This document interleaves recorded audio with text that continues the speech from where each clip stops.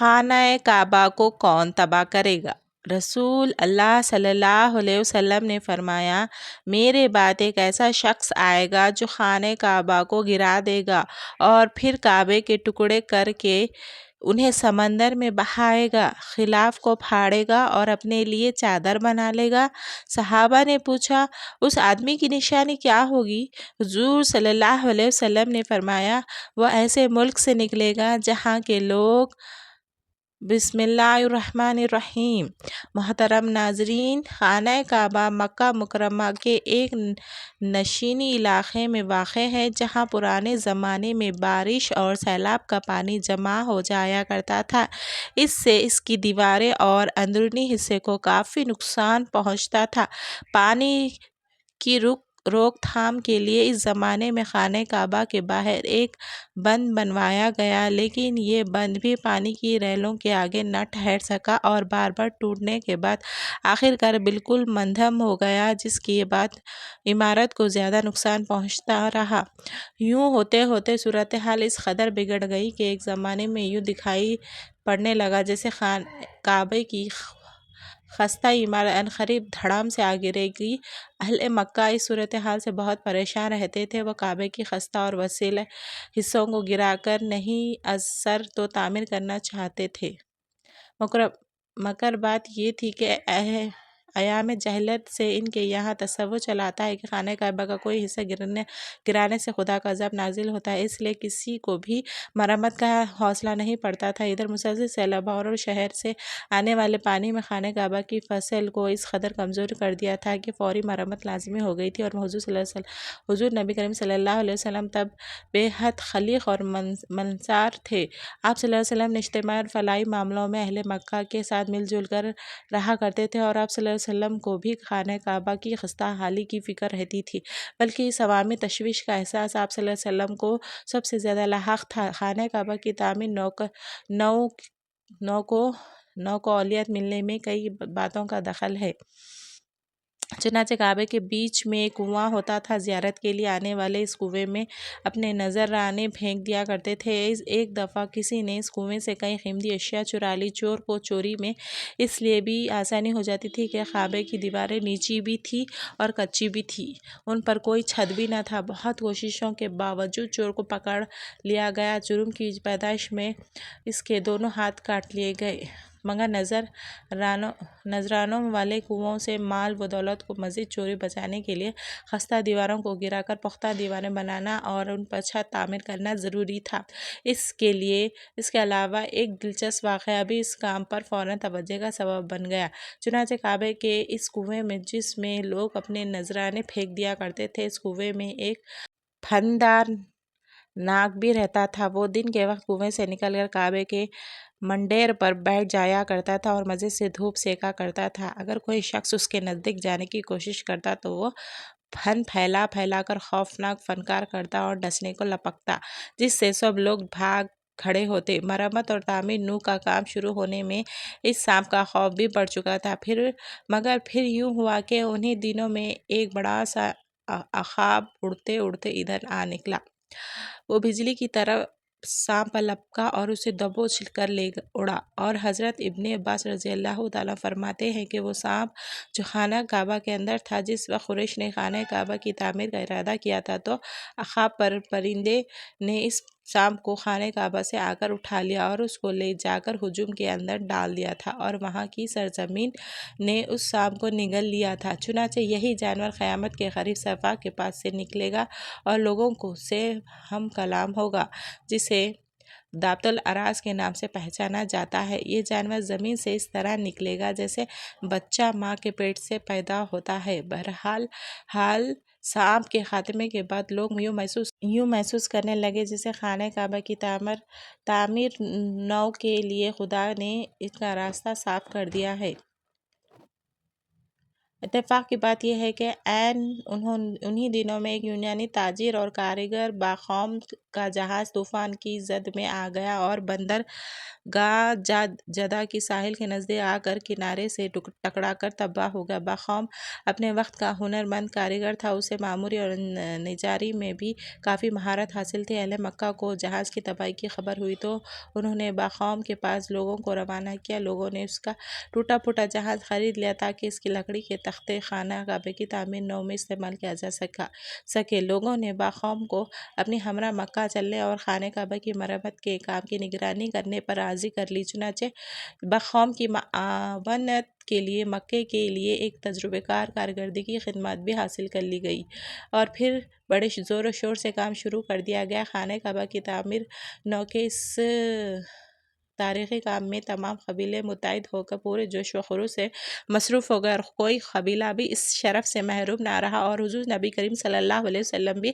اس کام میں بڑھ چڑھ کر حصہ لے رہے تھے۔ ہر قسم کا مطلوبہ تعمیری سامان فراہم کر لیا گیا اور مکے کے آس پاس کے پہاڑیوں سے نیل پتھر جمع کر لیے گئے اور تعمیر کا کام بڑی دلچسپی اور ذمہ داری سے آگے بڑھنے لگا۔ جب دیواریں 5-6 فٹ کے لگ بھگ اٹھ گئی تو حجر اسود کو اس کی پرانی جگہ پر نصب کرنے کا مرحلہ درپیش ہوا۔ اس مقدس پتھر کو اٹھا کر اس کی قدیم روایتی جگہ پر رکھنا ایک ایسا بڑا اعزاز تھا جسے حاصل کرنے کے لیے ہر قبیلہ خواہشمند تھا۔ چنانچہ اس نازک معاملے پر گرما گرمی بحث بازی کا سلسلہ چھڑ گیا اور جلد ہی نبوت کا تلخ کلامی اور تو میں تک جا پہنچی اور کوئی قبیلہ بھی اپنے حق سے دستبردار ہونے پر رضامند نہ تھا۔ ٹکرار لمبی ہوتی گئی تو وہ معاملہ جنگ و جدل کی صورت اختیار کر گیا۔ آنا فانا تلواریں کھینچی گئیں اور وہ خون خوار درندے مرنے اور مرانے پر آمادہ ہو گئے۔ ایک جنگجو قبیلے نے تو حد ہی پار کر دی۔ انہوں نے صاف صاف کہہ دیا کہ وہ کسی اور قبیلے کو حجر اسود نصب کرنے کی ہرگز اجازت نہیں دیں گے اور پرانے زمانے میں عرب میں وہ دستور تھا کہ جب کوئی شخص کسی مفاد کے لیے جان دینے کی قسم کھاتا تو انسانی خون سے بھرے ہوئے پیالے میں اپنی انگلیاں ڈبو لیتا تھا۔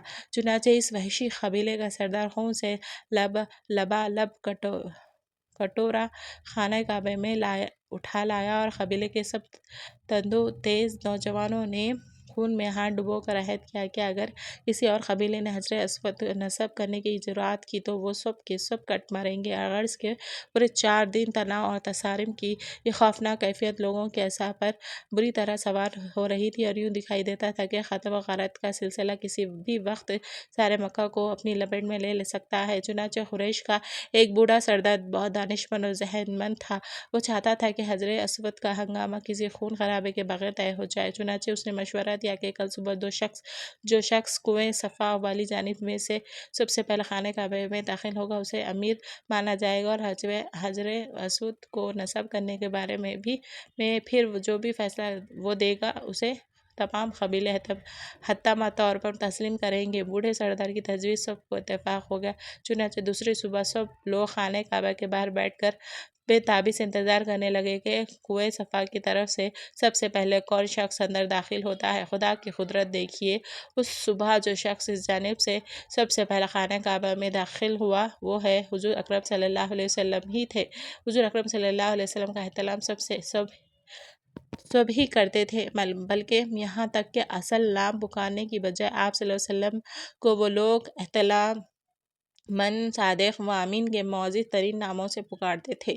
چنانچہ یوں ہی آپ صلی اللہ علیہ وسلم نے خانہ کعبہ میں داخل ہوئے، ہر طرف خوشی کے نعرے بلند ہونا شروع ہو گئے اور لوگ بساختہ پکار اٹھے، یہ تو وہی امین ہیں جنہیں ہم خوب جانتے ہیں، ہم انہیں بخوشی اپنا امیر تسلیم کرتے ہیں۔ اور حضور نبی کریم صلی اللہ علیہ وسلم موقع کی نزاکت سے بخوبی آگاہ تھے۔ آپ صلی اللہ علیہ وسلم نے ارشاد فرمایا، ایک چادر لاؤ۔ چنانچہ فوراً چادر لائی گئی۔ آپ صلی اللہ علیہ وسلم نے اسے زمین پر بچھا دیا اور اپنے مبارک ہاتھوں سے حجر اسود کو اٹھا کر چادر کے بیچ میں رکھ دی۔ پھر تمام قبیلوں کے منتخب نمائندوں سے فرمایا، اب تم سب اس چادر کے کنارے تھام لو اور اسے اٹھا کر اسے اس مقام تک لے جاؤ جہاں حجر اسود نصب ہونا ہے۔ چنانچہ سب لوگ چادر کے کنارے تھامے خوشی خوشی اس مقام پر پہنچ گئے۔ آپ صلی اللہ علیہ وسلم نے فرمایا، اب اسے زمین پر رکھ دو، اور آپ صلی اللہ علیہ وسلم آگے بڑھے، حجر اسود اٹھایا اور اسے مقررہ مقام پر رکھ دیا۔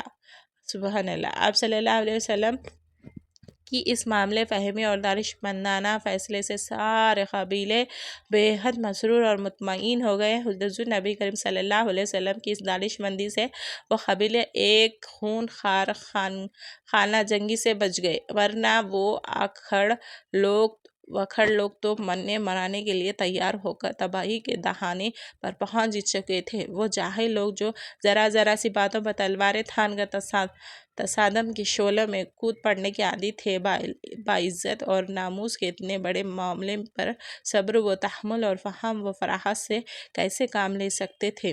چنانچہ حجر اسود کے اس مشہور واقعے کو بہت تاریخی اہمیت حاصل ہے۔ دور نبوت میں آپ صلی اللہ علیہ وسلم کی یہ حدیث بھی اس واقعے کی طرف ایک لطیف اشارہ ہے کہ آپ صلی اللہ علیہ وسلم نے ارشاد فرمایا کہ میں نبوت کی عمارت کا آخری پتھر ہوں اور حضور نبی کریم صلی اللہ علیہ وسلم نے ہی وہی شخصیت تھی جنہوں نے اہل مکہ کو ان تمام فسادات اور ظلم و ستم سے نجات دلوائی، اور آپ صلی اللہ علیہ وسلم نے اہل عرب کو پوری دنیا کے لیے مثالی قوم بنا دیا۔ نبی کریم صلی اللہ علیہ وسلم کی ولادت باسعادت عام الفیل میں ہوئی تھی۔ عام الفیل کا مطلب ہے ہاتھی والا سال۔ یاد رہے، عام الفیل یا ہاتھی والے سال کا ذکر قرآن میں سورۃ الفیل میں بھی آتا ہے۔ اس سال حبشہ کے مقرر کردہ یمن کے گورنر ابرہہ نے مکے پر حملہ کیا تھا۔ اس نے اصل میں صنعا جو یمن کا شہر ہے، اس میں ایک کلیسا یعنی چرچ الخلیس کے نام سے تعمیر کیا تھا، اور چونکہ وہ مسیحا تھا تو اس لیے وہ چاہتا تھا کہ عرب کے مکہ جانے کے بجائے اس کلیسا کو مرکز بنائے۔ جب یہ ممکن نہ ہوا تو اس نے خانہ کعبہ کو تباہ کرنے کی ٹھانی۔ ناظرین، آج کی اس ویڈیو میں ہم آپ کو ابرہہ کے اس حملے کا مکمل واقعہ تفصیل کے ساتھ سنانے والے ہیں۔ یاد رہے کہ یہ واقعہ فیل بھی کہلاتا ہے۔ اس واقعے کو واقعہ فیل کا نام کیوں دیا جاتا ہے یہ بھی آپ کو بتائیں گے، اور اس کے ساتھ آپ کو یہ بھی بتائیں گے کہ ابرہہ کون تھا اور آپ صلی اللہ علیہ وسلم کی ولادت اس واقعے کے کتنے دن بعد ہوئی۔ ناظرین، یہ واقعہ کچھ اس طرح ہے کہ ابرہہ یمن کا عیسائی حاکم تھا۔ حج کے دنوں میں اس نے دیکھا کہ لوگ بیت اللہ کا حج کرنے جاتے ہیں۔ اس نے اپنے لوگوں سے پوچھا، یہ لوگ کہاں جاتے ہیں؟ اسے جواب ملا، بیت اللہ کا حج کرنے کے لیے مکہ جاتے ہیں۔ اس نے پوچھا، بیت اللہ کس چیز کا بنا ہوا ہے؟ اسے بتایا گیا پتھروں کا ہے۔ اس نے پوچھا کہ اس کا لباس کیا ہے؟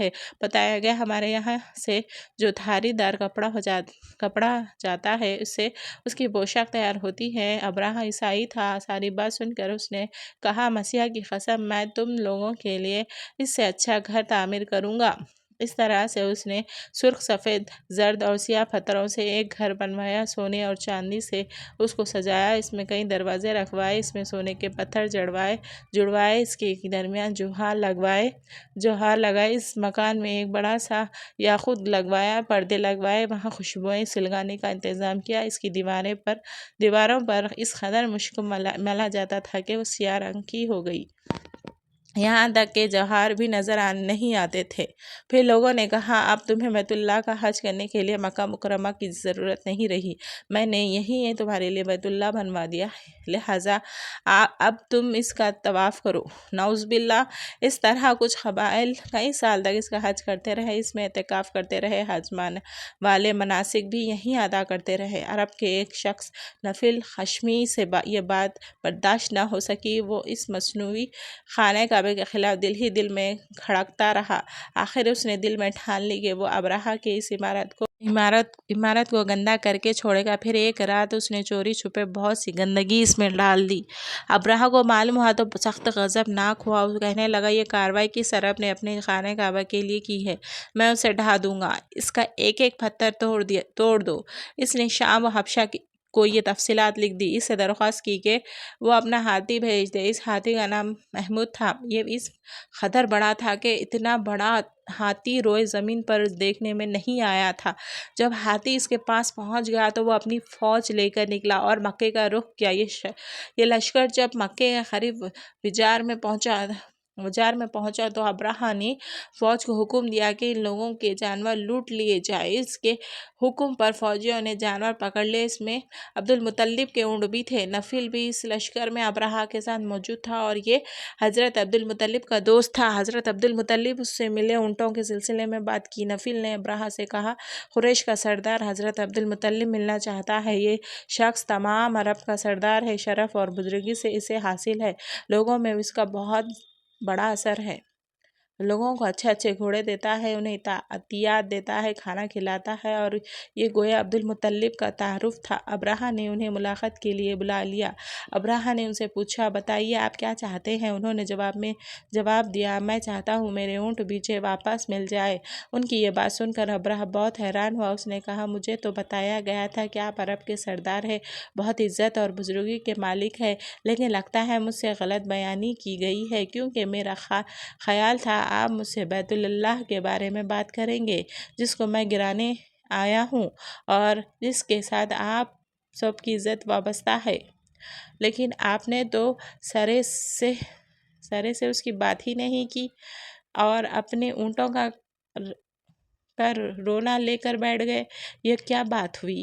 اس کی بات سن کر حضرت عبد المطلب بولے، آپ میرے اونٹ مجھے واپس دے دیں، بیت اللہ کے ساتھ جو چاہے کرے، اس لیے کہ اس کا گھر ایک پروردگار ہے، اس کا گھر کا ایک پروردگار ہے، وہ خود ہی اس کی حفاظت کرے گا، مجھے اس کے لیے فکر مند ہونے کی ضرورت نہیں ہے۔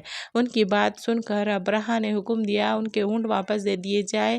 جب انہیں ان کے اونٹ واپس مل گئے تو انہوں نے ان کے سموں پر چمڑے چڑھا دیے، ان پر نشان لگا دیے، انہیں قربانی کے لیے وقف کر کے حرم میں چھوڑ دیا تاکہ پھر کوئی انہیں پکڑ لے تو حرم کا پروردگار اس پر غضبناک ہو۔ پھر حضرت عبد المطلب ہیرا پہاڑ پر چڑھ گئے، ان کے ساتھ ان کے کچھ دوست تھے۔ انہوں نے اللہ سے درخواست کیا، اے اللہ، انسان اپنے سامان کی حفاظت کرتا ہے، تو اپنے سامان کی حفاظت کر۔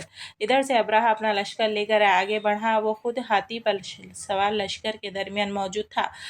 ایسے میں اس کے ہاتھی نے آگے بڑھنے سے انکار کر دیا، وہ زمین پر بیٹھ گیا۔ ہاتھی بنوانے سے اسے اٹھانے کی کوشش کی لیکن وہ نہ اٹھا۔ انہوں نے اس کے سر پر ضربیں لگائی، آخذ جب ہوئی تو مگر وہ کھڑا نہ ہوا۔ کچھ سوچ کر انہوں نے اس کا رخ یمن کی طرف کیا، وہ فوراً اس طرف چلنے لگے، اور اس کا رخ پھر مکے کی طرف کیا گیا تو وہ پھر رک گیا۔ ہاتھی بانوں نے یہ تجربہ بار بار کیا، آخر ابراہا نے حکم دیا تھا کہ شراب پلائی جائے تاکہ نشے میں اسے کچھ ہوش نہ رہ جائے اور ہم اسے مکے کی طرف آگے بڑھا سکیں۔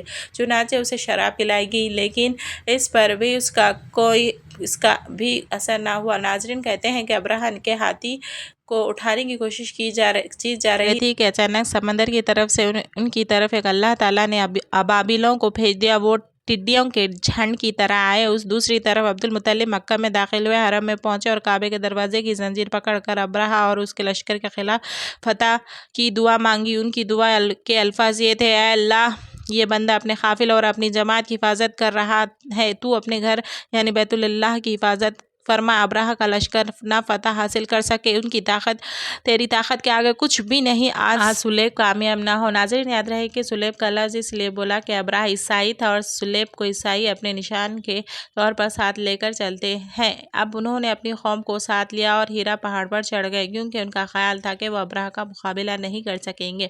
اور پھر اللہ تعالیٰ نے پرندوں کے جھنڈ کے جھنڈ بھیج دیے۔ یہ پرندے چڑیا سے قدرے بڑے تھے، ان میں سے ہر پرندے کی چونچ میں پتھر کے 3 ٹکڑے تھے۔ یہ پتھر پرندوں نے ابراہا کے لشکر پر گرانے شروع کیے۔